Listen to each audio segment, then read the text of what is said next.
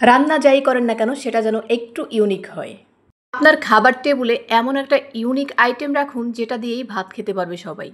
যেহেতু এখন মাছ মাংসের অনেক দাম, তো সেহেতু আপনারা এই ডিমের রেসিপিটি করে নিতে পারেন। ভীষণ মজার আর ইজি একটা রেসিপি শেয়ার করবো। সুপ্রিয় দর্শক, আসসালামু আলাইকুম, welcome back to my channel Sharmin kitchens থেকে আমি শারমিন সবাইকে নতুন আরও একটা ভিডিওতে স্বাগতম জানাচ্ছি। আজকে আমি তোমাদের ডাল আর আলু ডিমের একটা নতুন রেসিপি শেয়ার করব। চলো দেরি না করে দেখে না যাক আজকের রেসিপি। তো প্রথমেই আমি এখানে নিয়ে নিলাম মুসুরির ডাল। তো এটাকে 1 ঘন্টা ভিজিয়ে রেখেছিলাম, তারপরে ধুয়ে এখানে নিয়ে নিলাম। তো আর এখানে নিয়েছি মুগের ডাল। তো মুসুরির ডাল আর মুগের ডাল দিয়ে আমি এই রেসিপিটি তৈরি করব। তো মুগের ডালটাও আমি ভিজিয়ে রেখেছিলাম, এটা কিন্তু ভাজা হয়নি, ভাজা ছাড়াই ভিজিয়ে রেখেছিলাম। তো এখানে বড় সাইজের একটা আলু আমি কুচি করে নিয়েছি, সেটা এখানে দিয়ে দিলাম। তো তারপর এখানে আমি দিয়ে দেবো এখন হলুদের গুঁড়া 1 চামচ পরিমাণ, দিয়ে দেবো এখানে মরিচের গুঁড়া 1 চামচ পরিমাণ, লবণ দিয়ে দেব পরিমাণ মতন, রসুন বাটা দিয়ে দিলাম 1 চামচ, আদা বাটা 1 চামচ।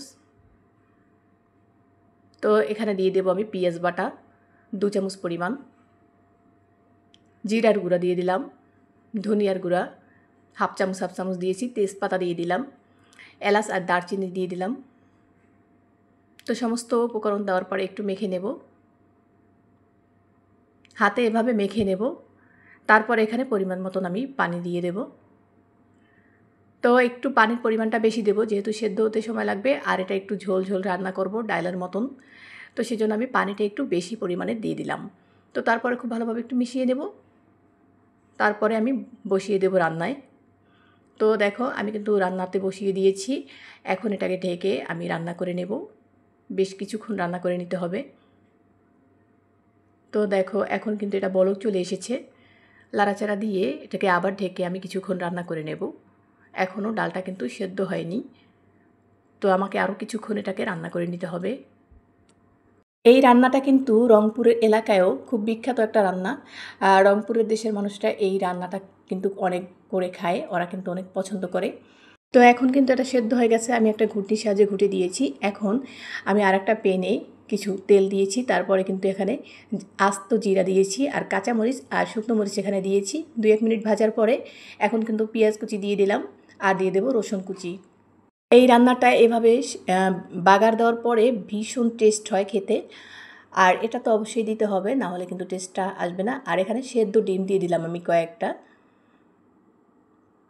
তো একটুখানি হলুদ দিয়ে দিলাম আর মরিচের গুঁড়ো দিয়ে দিলাম, এটা কালার সুন্দর আসবে ডালের, সেজন্য কিন্তু এই হলুদ আর মরিচের গুঁড়ো দিয়ে দিলাম, কালারটা খুব সুন্দর আসে। এখন ভাজা হয়ে গেলে কিন্তু আমি ওই ডালটা এখন এখানে দিয়ে দিলাম। তো এখন কিছুক্ষণ জাল করে নেব, 2 থেকে 3 মিনিটের মতন জাল করে নেব। তো এখন আমি ভাজা জিরার গুঁড়ো দিয়ে তারপর এটাকে নামিয়ে নেব 2-1 মিনিট জাল করার পরে। তো এখন দেখো কালারটা কতটা সুন্দর এসেছে। রেসিপিটি দেখে মনে হচ্ছে না যে এটা দিয়েই সম্পূর্ণ ভাত খাওয়া যাবে, আসলেই এটা দিয়েই কিন্তু তুমি ভাত খেতে পারবে ইচ্ছে করলে, আর কিচ্ছু লাগবে না। ভাত অথবা রুটির সাথে এটা কিন্তু জমে যাবে, খুব ভালো লাগে খেতে। তো আশা করি এই রেসিপিটি তোমাদের কাছে ভালো লেগেছে। রেসিপি ভালো লাগলে অবশ্যই ট্রাই করে দেখবে। যারা ইউটিউব থেকে দেখছো তারা চ্যানেলটি সাবস্ক্রাইব করে পাশে থেকো, আর যারা ফেসবুক থেকে দেখছো তারা পেজটি ফলো দিয়ে রেখো। সবাইকে অনেক ধন্যবাদ ভিডিওটি দেখার জন্য। আজকের মতন এখানেই বিদায় নিচ্ছি, দেখা হবে নেক্সট ভিডিওতে। আল্লাহ হাফেজ, আসসালামু আলাইকুম।